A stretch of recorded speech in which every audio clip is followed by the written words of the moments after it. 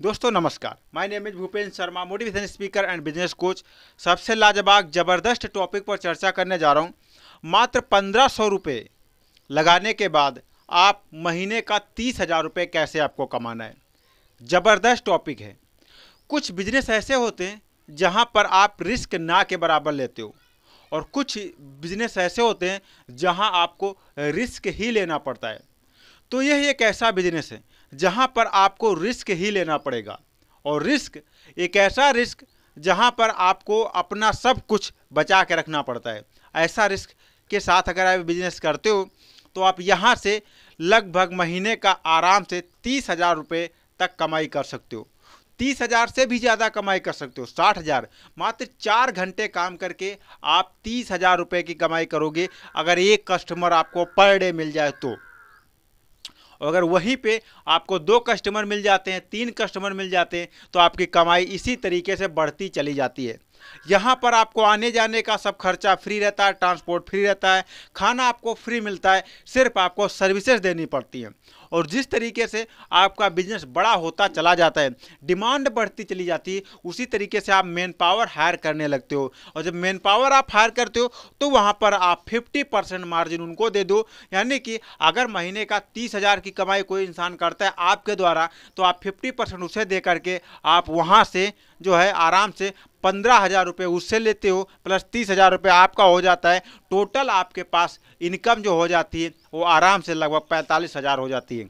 फिर जैसे जैसे यानी कि एक आदमी अगर आपके साथ जुड़ करके काम करना स्टार्ट करता है तो वो 15,000 रुपये आपको प्लस में दे करके जाता है।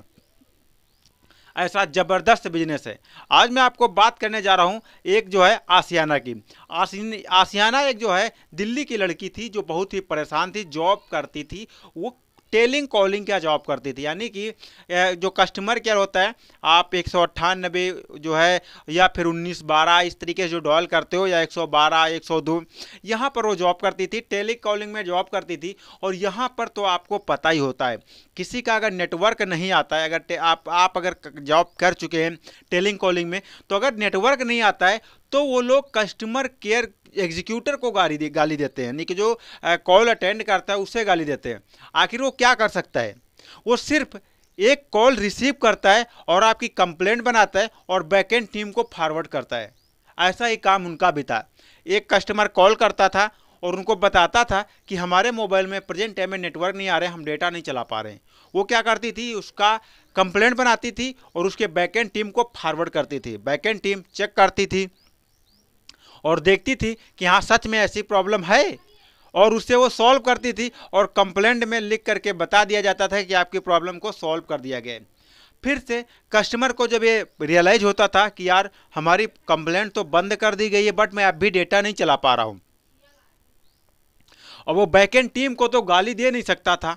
अब वो क्या करता था, कॉल करके उस आशियाना लड़की को फ़ोन पर जो भी उसको भला बुरा होता था वो गाली देता था। बट कस्टमर क्या का एक रूल होता है कि अगर आपको कोई गाली देता है तो आप गाली नहीं दे सकते, बदले में उसे वार्निंग आप दे सकते हो। यानी वार्निंग दो, आप 3 बार वार्निंग दे करके फिर आप कॉल को अपनी तरफ से डिस्कनेक्ट कर सकते हो। उसे वो वार्निंग देती थी कि आप अगर असभ्य भाषा का प्रयोग करेंगे तो आपकी कॉल को डिस्कनेक्ट कर दिया जाएगा। फिर से लेकिन जब तक कि वो 3 वार्निंग पूरी करती थी तब तक उसको लगभग 20 से 25 गालियां मिल चुकी होती थी।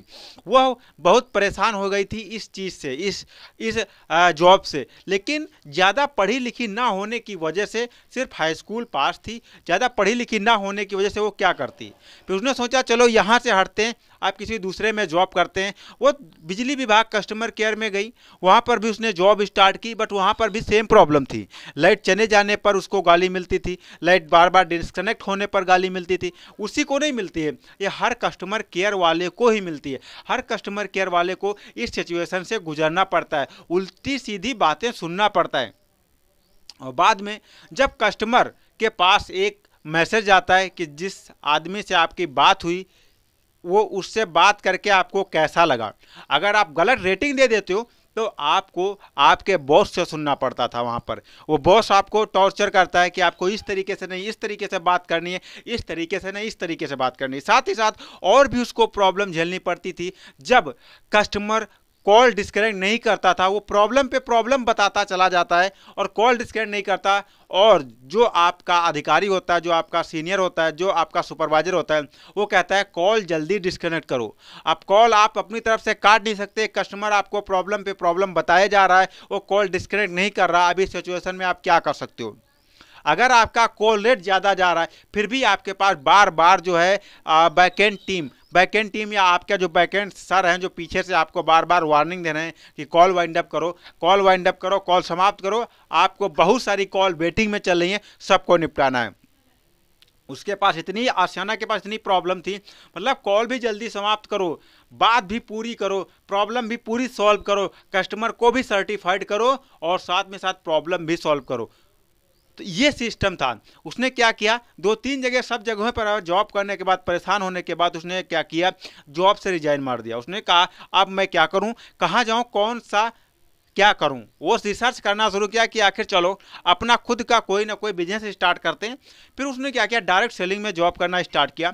पर डायरेक्ट सेलिंग भी कुछ ही समय तक जॉब करने के बाद direct selling by same situation था, वो धीरे धीरे उसकी टीम बिखरने लगी और वहाँ से भी बेरोजगार हो गई। फिर उसने डोर टू डोर सर्विस देना शुरू किया। डोर टू डोर यानी कि जो भी क्रीम वगैरह होती थी वो डोर टू डोर जाती थी, वो सेल करती थी। वहाँ से भी उसका कुछ खास प्रॉफिट नहीं मिल पा रहा था, सिर्फ उसके खर्चे चल रहे थे। उसने सोचा अब यहाँ से भी हमारा कोई भी प्रॉब्लम सॉल्व नहीं होगा। अचानक से उसकी सहेली की घर में शादी होती है, उसे इनविटेशन मिलता है, वहाँ पर इनविटेशन के लिए जाती है।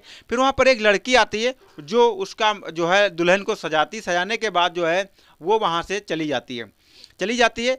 बट वो जब उस सजाती उस समय उसके साथ फ्रेंडशिप हो जाती है और उसको उस जो लड़की को दुल्हन के मेकअप करने के लिए आती है उसका फ़ोन नंबर वो ले लेती है। फिर उसके पास कॉल करके अपने प्रॉब्लम बताती है कि यार ये प्रॉब्लम मेरे साथ हो रही है।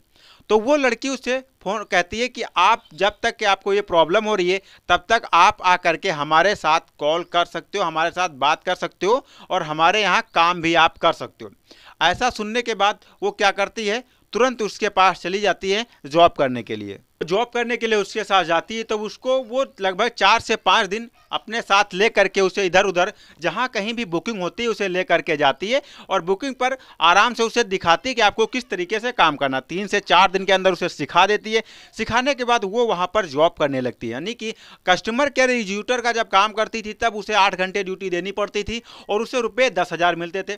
बट वहाँ पर उसको 50% पर काम मिल रहा था, यानी कि उसे 50% जो है वो रख रही थी, 50% उसको दे रही थी और काम सिर्फ 4 से 5 घंटे का था। कस्टमर खुद आता था, उसे लेकर के जाता था और फिर छोड़ जाता था। किस तरीके का काम था वो आसानी से बहुत अच्छी से उसे कर रही थी और अच्छी तरीके से निपटा भी रही थी। तो उसने सोचा क्यों ना सेम काम मैं भी स्टार्ट करूं और यहां से पैसे कमाऊं। वो वहां पर कुछ समय तक करती, 3 से 4 महीना करने के बाद वो अपने होम टाउन आती है और कुछ पर्चे छपवा करके अपनी सर्विसेज के बारे में बताती है और बंटवा देती है कि आपके सारा दुल्हन के मेकअप का सामान मेरे पास अवेलेबल है और मैं ये काम करती हूँ। अगर आपको ऐसा काम करवाना है तो मात्र आपको जहाँ पर आप 2000 से 3000 पे करते हैं वहां पर सिर्फ 1000 पर 4 हार्स के लिए मैं आपके आऊंगी और आपका जो है सारा काम करवा के मेकअप करवा के मैं चली जाऊंगी। ऐसा जब पर्चे छपवा कर बांटती, धीरे धीरे उसके पास बुकिंग आना स्टार्ट हो जाती।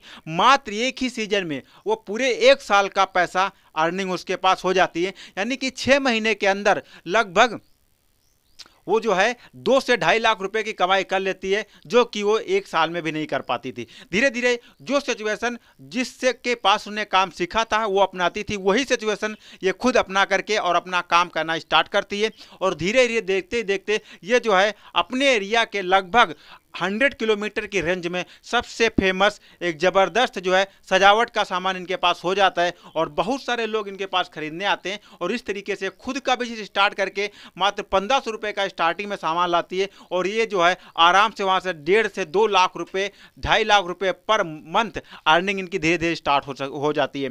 तो आप भी इस तरीके से अपना बिजनेस स्टार्ट करके प्रॉफिट अर्न कर सकते हो। अगर आपकी नज़र में कोई मिडिल क्लास फैमिली से बिलोंग करता है और वो बिजनेस सर्च कर रहा है तो उसके पास इस वीडियो को जरूर शेयर करना। आपका एक शेयर उसकी ज़िंदगी बदल सकता है। मिलता हूं फिर किसी अमेजिंग और फैक्टेबल वीडियो में, तब तक के लिए दीजिए इजाजत।